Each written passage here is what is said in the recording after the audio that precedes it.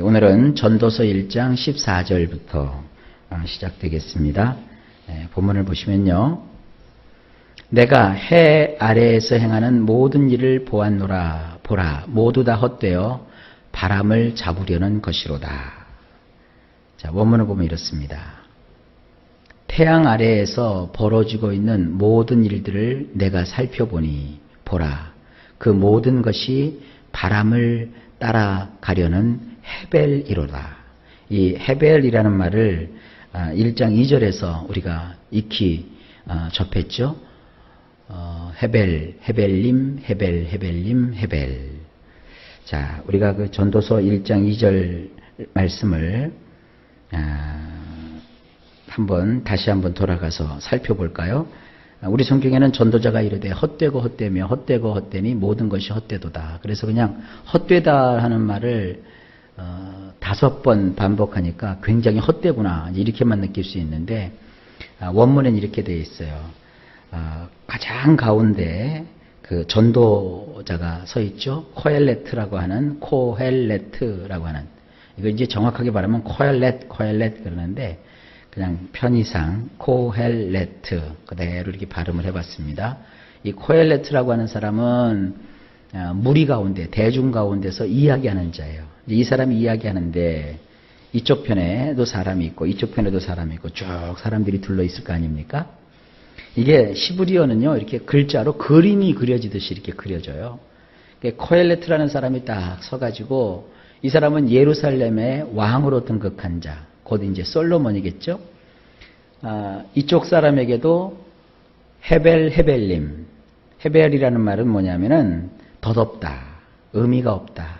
참 인생무상, 삶의 회의 뭐 그런 거 있죠. 그래서 여러 가지 일들을 보면 다 덧없고 헛되다. 그리고 또 이쪽에도 헤벨님 여러 가지 얘기를 하는데 다 헛되다. 그러고 나서 이제 정색을 하면서 그러니 모든 것이 다 헤벨, 헛되다. 그러니까 빙 그 군중들이 그 코헬레트의 말을 들으려고 쫙 둘러서 있는데 그 가운데 서서 이렇게 여러 가지 얘기를 하면서 헛되다. 여러 가지 이야기를 하면서 헛되다. 덧없다. 그래서 이 모든 것을 결론을 맺으니까 덧없고 헛되다. 그래서 이제 그 얘기를 막 시작하는 거예요. 이야기 보따리를 푸는데 12절부터는 지혜에 관해서 이야기하기 시작하는 거예요. 지혜에 관해서. 그래서 이제 오늘은 12절, 13절은 어제 다 봤고요. 14절부터 얘기가 되는 겁니다. 지혜는 참 좋은 것 같지만 결국 지혜도 그렇게 좋은 것은 아니다. 역시 그 지혜를 얻는 것도 헛된 것이다. 그런 걸 얘기하고 있는 거예요. 그래서 오늘 14절을 보면 태양 아래에서 벌어지고 있는 모든 일들.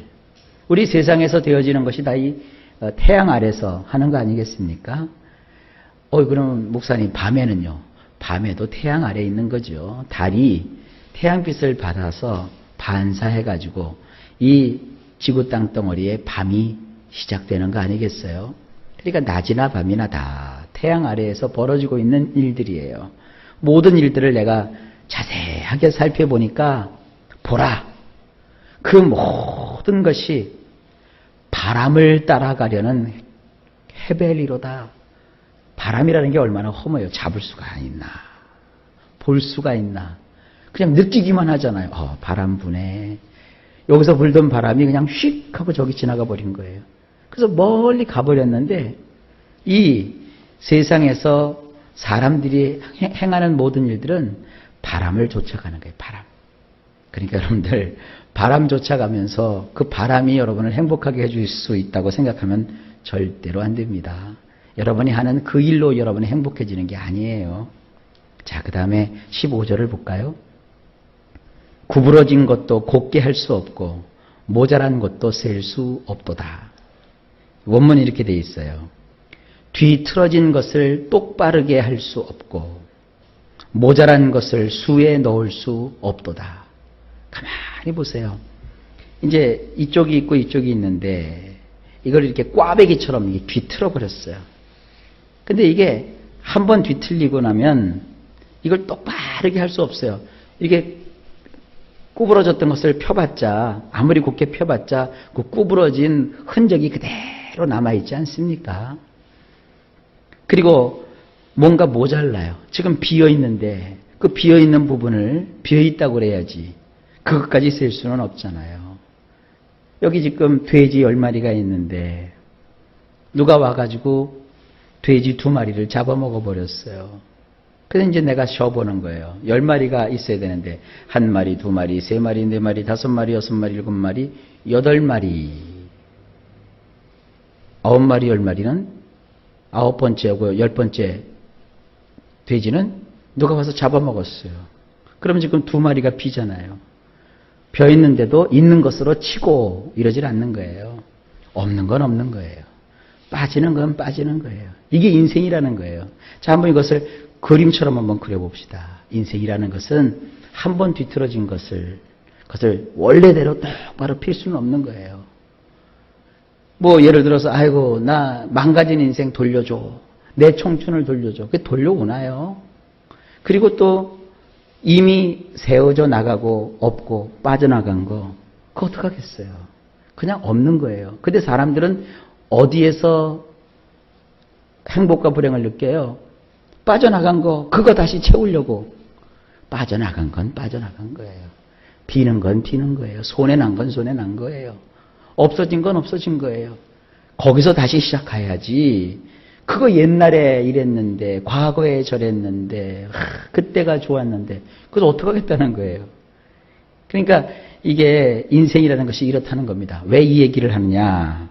16절을 보실까요? 내가 내 마음속으로 말하여 이르기를 보라 내가 크게 되고 지혜를 더 많이 얻었으므로 나보다 먼저 예루살렘에 있던 모든 사람들보다 낫다 하였나니 내 마음이 지혜와 지식을 많이 만나 보았음이로다. 원문이 이렇게 되어 있습니다. 내가 나의 마음으로 말하여 이르기를 나는 자 보라 권력을 거머쥐었고 지혜를 더하였나니 예루살렘에서 내 앞에 그렇게 되었던 모든 자보다 뛰어났도다. 그렇게 되었다는 게 뭡니까? 권력도 가지고 있고 많이 배우고 많이 익혀서 지혜도 많다고 하는 자들 그 모든 자들보다 나는 뛰어났도다. 나의 마음이 수많은 지혜와 지식을 깨달았도다. 내가 왕궁에 있으면서 좋은 선생님들 그리고 또 내 스스로도 어떤 재능이 있어가지고 수없이 많은 지식에 대해서 배웠고 또 지혜에 대해서 내가 깨달았도다. 그럼 어떻게 되는 거예요? 그 다음 구절을 보실까요? 17절을 보면 내가 다시 지혜를 알고자 하며 미친 것들과 미련한 것들을 알고자 하여 마음을 썼으나 이것도 바람을 잡으려는 것인 줄을 깨달았도다. 원문을 보면 이렇습니다. 내가 내 마음을 들여 지혜를 알고자 하였고 미친 짓들과 어리석은 짓을 알고자 하였지만 내가 이것을 또한 알았나니 이것은 바람을 얻으려 하는 것이로다. 연결을 쭉 해봅시다. 이왕 구부러진 거 다시 펴봤자 그거 구부러졌던 흔적 그대로 남아있고요. 이왕 사라지고 없어진 거 그거 다시 채워놓으려고 해봤자 그 짝이 안 맞기는 매 한 가지예요. 내가 왕궁에서 권력을 잡고 세도를 가지고 권세를 가지고서 여러 사람들을 초청해서 이야기도 듣고 선생들을 초청해서 배우기도 해서 지혜와 지식을 넓혀갔고 그리고 나 역시도 내 마음을 다 들여서 스스로 지혜를 알려고 애썼어요. 그래서 이 세상을 돌아가는 이치를 깨닫고자 이 세상에 있는 온갖 미친 짓들 이 세상에서는요 미치지 않으면 그 일을 못해요. 여러분 그 일이 잘 되기로 하면 미치시면 돼요. 그냥 대충 그 일을 엄봉덤봉 하니까 안 되죠. 여러분 분명히 여러분이 하는 일을 가만히 보면 그 일을 가지고 엄청나게 잘된 사람들이 있을 거예요. 여러분도 그 일을 하면 여러분도 그만큼 잘 될 줄 이제 혹시나 하는 마음으로 그 일을 하는 거 아니겠어요? 그래서 내가 그 일에 대해서 잘 해보려고 애쓰고 힘쓰는 거예요. 근데 또 한 가지는 이 세상에는 어리석은 짓이 있다고요. 이것을 이렇게 해석하시면 돼요. 세상에서 이렇게 뭘 하려고 그러면 좀 이렇게 쪽팔리고 자존심이 상해도 그거 자존심 상해서 나 못하겠다 그러면 일을 못해요. 때로는 내가 어리석은 사람처럼 바보처럼 그래야 돼요. 이게 저는 이제 세상 일을 잘 모르니까 목회만 하잖아요. 목사가 너무 똑똑한 척 하면요. 교인들이 안 꼬여요. 목사가 바보같이 모르는 척, 또 보고도 못 본 척, 들어도 못 들은 척, 이렇게 때로는 어리석은 자처럼 돼야 사람들이 만만하게 보고 목사님을 무시하는 사람도 있겠지만 아이고 우리 목사님 불쌍하다 하고 이렇게 찾아와요. 제가 예를 한번 들어볼게요. 목사가 이제 이렇게 목회를 하다 보면 그 체력이 한계가 있어서 지칠 때가 있잖아요. 그래서 제가 예배를 인도하는데 예배를 인도를 못하고 며칠 동안 예배를 빠졌어요. 그래서 끙끙 앓고 있어요. 그러면 두 가지 반응이 있을 수 있어요. 어찌 목사라는 사람이 자기 직분도 모르고 저렇게 병약해서 어떻게 목회를 하려고 그러는가 하는 사람이 있고, 어떤 사람은요, 아이고 우리 목사님 얼마나 힘드셨으면 저랬을까 해가지고 보약을 해가지고 오는 사람이 있어요. 사람이라는 게 그런 거예요. 어떻게 보느냐에 따라서 저것은 열심히 되기도 하고 저것은 미친 짓이 되기도 하고, 저것은 저 사람이 정말 자기 일을 이루려고 자기의 모든 것을 다 바쳐서 저렇게 희생하고 헌신하는구나 이렇게 볼 수도 있고, 아유 저 사람 참 미련 곰퉁이다 이렇게 보일 수도 있는 거예요. 여러분도 한 번씩은 이 일을 경험을 해요. 자식 키우다 보면 처녀 때는요, 내 자식은 그렇게 안 키워야지 낳아서 키워봐요. 다른 사람은 용서가 안 돼도 내 자식은 그렇게 내가 미련할 정도로 용서가 돼요. 여러분 잘 모르시죠? 우리 성도님들이 이렇게 대화하는 거 보면요, 성도들하고 대화할 때하고 자기 아들, 딸하고 대화할 때고 톤이 달라요 벌써. 성도들하고 대화할 때는 집사님, 장로님, 권사님, 목사님, 그러다가도 자기 새끼 오면 아이고 내 새끼 그래요. 아이고 내 새끼. 이 세상을 살아가는데 보면 이 두 가지가 항상 있어요. 미친 짓이 있고요, 어리석은 짓이 있고 그래요. 근데 이런 것이 이제 어우러져서 인생이 되는 거고, 내 안에도 그런 것이 있다고요. 그런데 그렇지만 내가 이것을 하나 깨달았어요. 뭐를? 이것조차 바람을 얻으려는 것 같다. 바람을 얻으려는 것이로다. 그러니까 사람이 아무리 뭐 똑똑해봤자 그거 별거 아니에요. 똑똑하고 명철하고 대단하고 실력 좋고 그렇게 대단한 사람 거쳤는데 집에 가보면은 자기 방 정리도 못하고 옷 하나 정리를 못하고 물건 갖다 찾고, 그게 이 세상 일이라는 거예요. 제가 가끔 우스갯소리로 그런 얘기 하잖아요. 이 세상에서 가장 똑똑했던 사람이 아인슈타인 박사거든요. 천재 중에 천재요. 물론 이제 이분이 핵을 만들어 갖고 숱한 사람들을 죽음으로 몰고 가게 됐던 이런 그 핵무기를 만들고 핵폭탄을 만들었던 사람이기도 하지만, 그러나 과학자로서는 세계 최고의 석학 아닙니까? 근데 그 사람이요, 단점이 있는 게 그렇게 자주 까먹는데요. 자주. 근데 이분이 기차를 타고 어디를 여행을 가고 있었어요. 그런데 뒤져보니까 기차표가 없는 거예요. 그 기차표를 막 찾고 있는 거예요. 그러니까 차장이 이게 지나가면서 아이고 아인슈타인 박사님 아니십니까? 너무나도 유명한 사람이니까. 뭐 하십니까? 그러니까 아인슈타인 박사가 나 지금 표를 찾고 있다고. 아유 박사님 괜찮습니다. 박사님이 아인슈타인이라는 것을 여기 있는 사람도 다 알고 저도 다 알아요. 그러니까 차표 안 찾으셔도 돼요. 그냥 앉아 가세요. 그러니까 아인슈타인이 뭐라는 줄 알아요? 아이고 이 사람아, 내가 차표를 찾아야 내가 어디까지 가는 줄 알 거 아닌가? 그거예요. 그러니까 여러분, 아무리 똑똑하고 굉장히 지혜롭다 해도 그 사람 속에 어리석음이 있어요. 뭔가 똑 부러지고 대단한 사람 같지만 뒤져보면 또 이렇게 그 사람의 생활을 보면 다 부족한 것이 있어요. 여러분이 맨날 나는 부족하고 안 되고 모자라고 아니요. 여러분들은 다른 사람이 가지지 못하는 그런 탁월한 면이 여러분에게 또 있어요. 그러니까 이 세상 사람들 하나님이 골고루게 모두 다 장점만 있다 그러지 않아요. 모두가 장점만 있다는 것은 이건 언론에서 텔레비 같은 데서 여러분들이 드라마를 너무 많이 봐서 그래요. 사람이라는 것은 잘난 면도 있고 못난 면도 있어요. 그 일에 아주 미친 듯이 매진하는 모습이 있고 정말로 어떻게 저렇게 똑똑한 사람이 어떻게 저렇게 어리석은 짓을 할까 하는 면이 있고 그래요. 그러니까 이런 것들을 여러분들이 보시면서 편견 갖지 마시고 사람은 다 똑같아. 이거 아시기 바랍니다.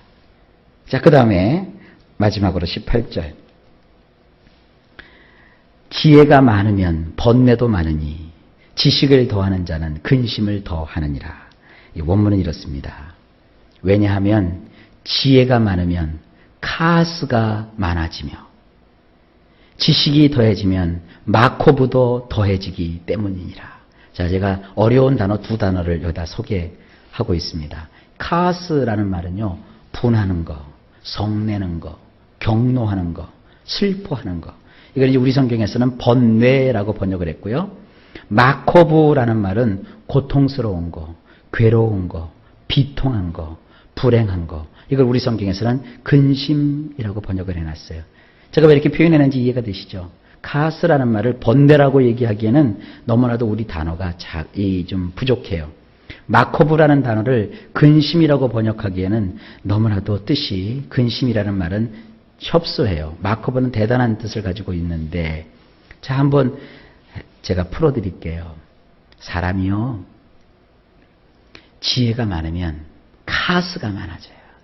이 똑똑한 사람들이요, 성질이 많아요. 너무 잘하니까. 너무 환히 들여다보니까. 그리고 이 똑똑한 사람들이 제일 많이 하는 게 뭔지 알아요? 난 이것도 못해! 이런 것도 못 풀어! 이런 것도 모른단 말이야! 아이고, 이 맹추야! 맨날 화나 있어요. 경노하고 슬퍼하고 말이죠. 이런 사람들, 이게요, 그 성격 안 고치면 금방 병나요. 우리나라에서 가장 이 지혜가 많은 사람들이 누구냐면 장사하는 사람들이에요. 사업하는 사람들. 이 사업하는 회장님들 치고 씩씩하게 걸어다니는 사람들 보셨어요? 휠체어 타고 다니지 않으면 비들비들 병 걸리지 않았으면. 성인병 안 걸린 사업가들이 거의 없어요. 왜 그러십니까? 지혜가 많으니까 머리 쓸 일이 많잖아요, 그 사람들은. 우리같이 그냥 한 달 벌어서 한 달 먹고 살고 또 내 할 일만 하는 사람은 뭐 지혜가 필요하면 얼마나 필요하겠어요. 그러나 막 그냥 어떤 그 큰 대기업은 그 밑에 수하 직원이 뭐 30만 명, 40만 명, 70만 명, 100만 명 이렇게 돼요. 그걸 다 거느리려면 그 밑에 뭐 부사장들이 몇 명이고 이사들이 몇이고 막 그 밑에 해야 될 일이 얼마나 많습니까? 그러니까 이 사람들은 말이죠, 막 하루도 쉴 수가 없는 거예요. 지혜를 쓰는데. 그러니까 이 사람들 속에는 뭐가 있는 거예요? 분함이 넘치는 거예요. 이 카스가 많다는 거예요. 그러니까 뭐예요? 지명을 지가 단축하고 있는 거예요. 그래서 그 사람들이 그렇게 행복하냐? 그렇지 않아요. 그 다음에 지식이 더해지면 마코브도 더해져요. 모르면 괜찮은데 마코브, 이건 굉장히 괴로운 거예요. 뭐 요즘 우리나라에서 그 천안함 발표를 했다고요. 그냥 우리같이 단순한 사람은 국가에서 천안함 그냥 북한이 내려와서 어뢰로 팍 쏴가지고 우리나라 천안함이 그냥 두동강 딱 나가지고 그 우리 귀한 아이들 46명이 그 물에서 참 비참하게 죽지 않았는가? 아이고 괴롭다. 어떻게 하면 좋으냐? 이러면 되잖아요. 근데 지식이 많은 사람들은 그런 게 어딨냐고, 뭐 국가에서 조작한 거라고, 뭐가 어떻고, 과학이 어떻고, 뭐가 어떻고, 뭐 무기 체제가 어떻고 하면서 이 사람들은요 마음 잘 날이 없어요. 그 지식이 많으니까요 마커브가 많아지는 거예요. 괴로운 거, 고통스러운 거, 불행한 거, 비통한 거 이런 게 넘치는 거예요.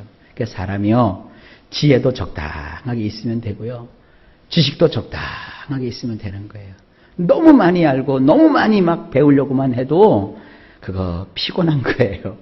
괜히 성질이나 버리고요. 괜히 마음이나 아프고 그런 거예요. 그러니까 적정하게 사는 것이 중요한 겁니다.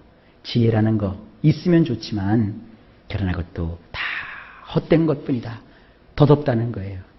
그러니까 내 아들, 내 딸은 막 1등만 해야 되고 공부만 잘해야 되고 막 해야 된다. 이래갖고 행복한 사람들 봤습니까? 공부도요. 잘할 수 있는 애들이 잘하게 돼 있어요. 예, 해서 몇 점 가르쳐보고 해서 내 아이가 이 공부에 별로 취미가 없다. 그 공부 잘 못하고 기억력도 나쁜 아이를 억지로 부모가 가외시키고 선생님 붙여가지고 의과대학 들어가게 해서 의사 만들면 어떡할 거예요? 맨날 사람 죽이죠. 사람 이렇게 배 갈라놓고 거기다가 메스 집어넣고 꼬매기나 하고, 약도 감기약 줘야 될 때 두통약 주고, 두통약 줘야 될 때 감기약 처방하고, 그 얼마나 불행하겠어요. 또 뭐 물론 판사, 검사, 변호사 좋지요. 근데 걔는 이렇게 인정 많고 사람하고 어울리기 좋아하고 이렇게 수더분하고 이런 애를 부모가 그냥 욕심껏 가르치고 공부시키고 막 억지로 그냥 법관을 만들었다고 칩시다. 그 행복하겠어요? 사람이라는 게요, 다 이제 세상 말로 하면 자기가 살아갈 분량이 있고 분수가 있는 거예요. 어떤 사람은 의사가 되어야 행복하고, 어떤 사람은 법관이 되어야 행복하고, 어떤 사람은 평범한 직장인이 되어야 행복하고, 어떤 사람은 또 자기가 원하는 사업을 할 때 행복한 거예요. 제가 여러분들에게 묻고 싶어요. 여러분 하시는 일로 인해서 행복하세요? 그러면 잘 사시는 거예요.